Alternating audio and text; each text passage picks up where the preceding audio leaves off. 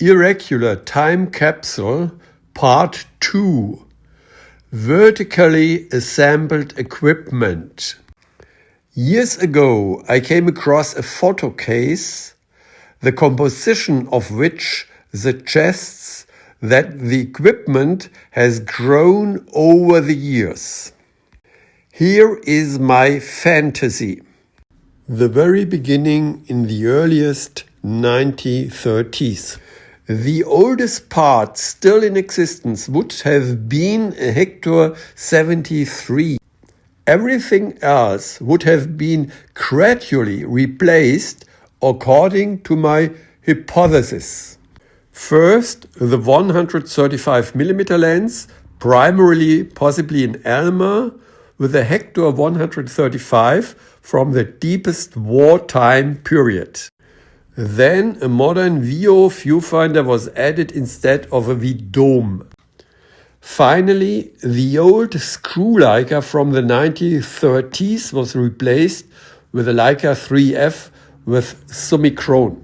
The last change would have been the old Wide Angel lens, presumably Elmer 35, replaced by a Summicron 3.5 35. One can also speculate about the owner's personal development. A Hector 73 in the 1930s already required a certain level of wealth.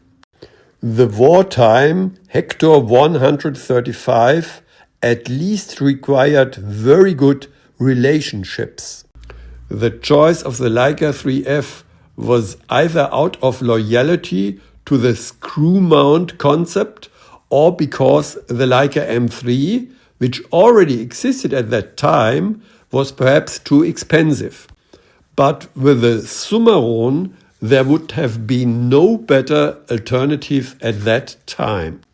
In any case, in addition to other photo knickknacks, there are also collar stays from the Van Laak company, which also indicates a certain level of quality. However, everything could have been completely different. The flash adapter, which then suggests a transition to the M system, the time capsule might open if this film were developed.